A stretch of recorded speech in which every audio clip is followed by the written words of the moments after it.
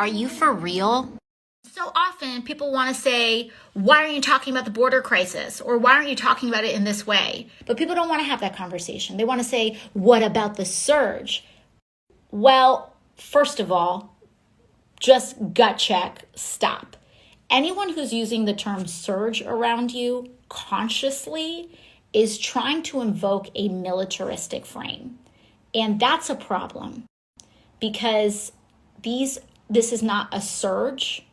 These are children and they are not insurgents and we are not being invaded, which, by the way, is a white supremacist idea, philosophy. What I would do as president is several more things because things have changed.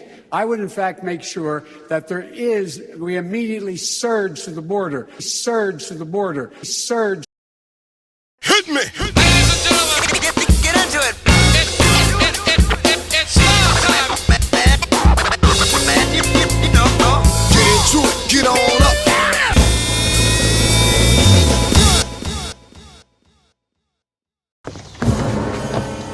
Your papers, please. Now, we're just ready for President Biden to sign the piece of paper to say cancel $50,000 worth of student loan debt. And when he does that, he will close the racial wealth gap between blacks and whites who have student loan debt by 25 points. So they want to introduce a bill to Biden, who already said to Anderson Cooper when they had whatever press with Anderson Cooper a few weeks back, that he wouldn't do anything about the student loan debt. And here they want to introduce a bill to lower the student loan debt or to wipe it away up to $50,000. The one question that I have before I proceed with this video is that you're talking about the black and white racial gap or whatever. The thing is, how did all these black people that got all this debt get into college if they don't have any ID? What Georgia has done in this bill is, in essence, said to a group of folks in Georgia that you don't matter and you don't count. This is Jim Crow Redux in new clothes. It's actually almost like a knee on the neck of Georgia voters, just like that officer had his knee on the neck of George Floyd. Now, of course, mainstream media isn't going to tell you the truth about anything, and they just enjoy to keep people outraged. So they act outraged so that folks could believe everything that they say. But if you read the bill, which this video, once again, is not about Georgia voting laws or whatever other state has voting laws as far as ID is concerned.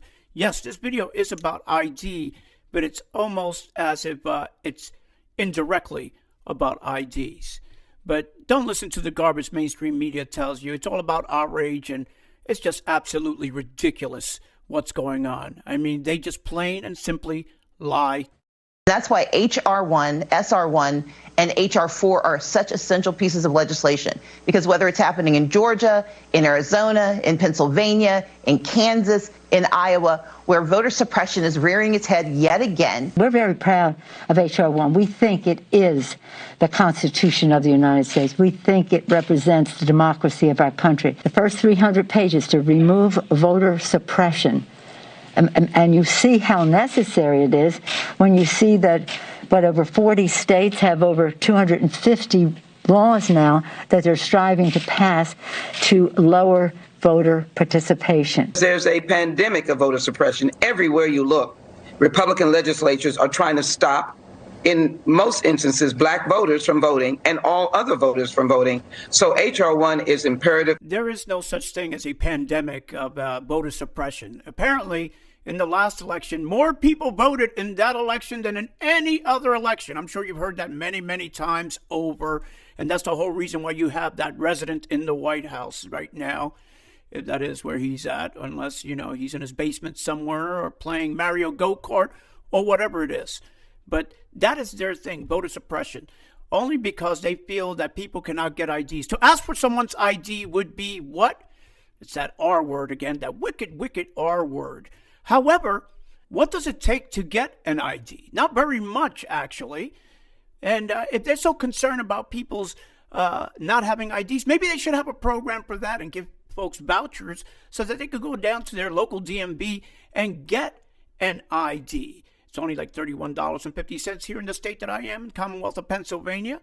But not only that, the population of the United States is what, 330 million, supposedly? You know, that's what we're told many times. Well, according to hedgesandcompany.com, in the United States for 2020, there are 231,652,000 licensed drivers in the U.S. Okay? 330 million population and 231 million drivers. Now, let's take away, of course, children, babies, elderly, people passing away, of course. But yet, that is what? That is 2/3 of the population, you can say right there. So how could anyone not have an ID if all these people have driver's licenses? Crazy. What I'm worried about is how un-American this whole initiative is. It's sick. Deciding that you're going to end voting at 5 o'clock when working people are just getting off work. Now that what the resident just said isn't exactly what is going on. That it is demonstrably untrue. His statement is false. Of course it's false. You know, he's more worried about people getting water on the line, which that's a whole other thing altogether. You know, that you're online voting and you're not allowed to get water. That is not true either. It's remarkable how they say these lies and really expect people to swallow it. The whole idea is about IDs. That's what their main concern is about. Now, they're worried about water and they're worried that people don't have IDs, but yet they want to introduce passports, vaccine passports, which is the most unconstitutional, the most absurd thing that I have ever heard. We always hear this my body, my choice, right, when it comes to abortion and Planned Parenthood, but yet they want to force someone to take this shot in their arm, whether they want to or not.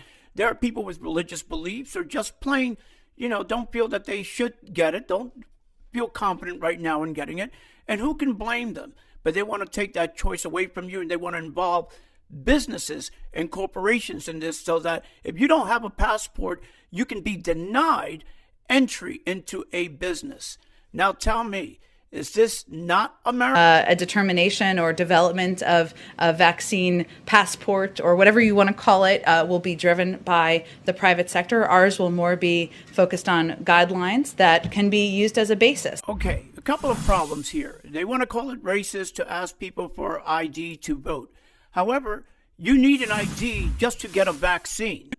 So let's say a person doesn't have an ID because it would be racist for them to have, they can't get an ID or to demand an ID or to ask for an ID, then how can they get a vaccine to even receive a passport? It doesn't make any sense. So what are you supposed to do there? Would it be racist to ask someone for a passport, for the vaccine passport, being as that would be sort of an ID to prove that you did get the vaccine, like an ID proves as to who you are. So, you know, just a month ago, people would call this a conspiracy theory to say that vaccine passports were coming. I have another video, or actually that they were trying to push for vaccine passports. I have another video that's called My Body, My Choice, right? Which talks about way back then, last year, when you had good old Billy, whatever the hell his name is, you know, talking about, you know, IDs for vaccines or whatever. You can't do anything without an ID. Anywhere you go anymore, whether it's to buy tobacco, alcohol, rent a car, get a hotel room, open up a bank account, cash your check, get a job.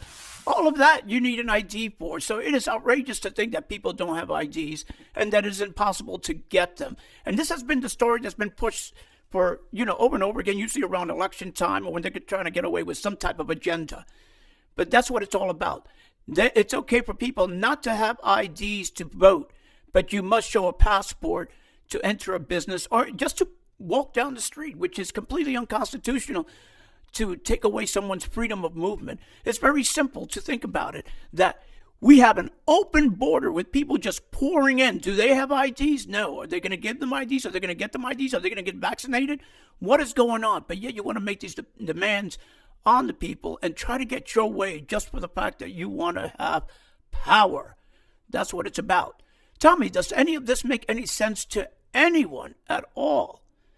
That you need to have a vaccine passport, but you need ID to get a vaccine, but it's racist to ask for ID to vote. So which one is it, and how does it work to get all this done?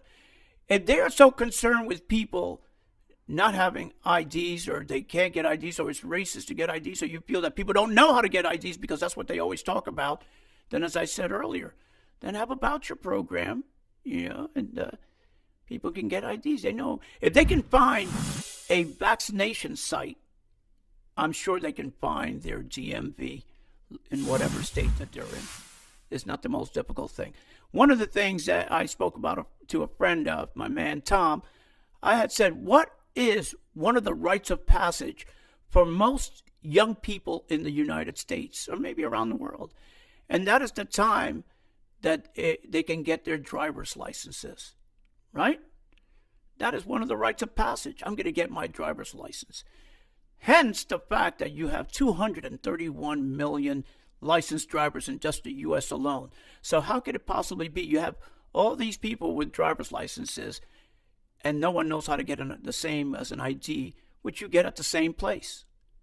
It's amazing.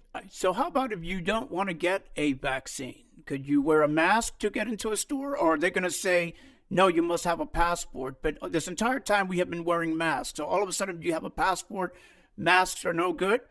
Supposed to have been protecting us, right? Your papers, please. We got to fight about this thing. We can't just give up and let them do whatever the heck that they want. It would be outrageous to think that you want to go into Walmart and somebody wants to stop you and say, let me see your papers. Geheime Staatspolizei, Ihren Ausweis bitte. Yeah, that's not going to happen. I am the Monster Jammer KSG. This is SLCKS. That's the way it is. And I try to give it to you the way it is. Shout outs to my man, Arnie Beiser, Deplorable TD, my friends Tom and Carol, my man up there in New York City. I try to keep this simple and short. I try. Anyway, you guys have a blessed week. All right, you stay cool. And don't let this government make you a fool. Baruch Hashem and Amen.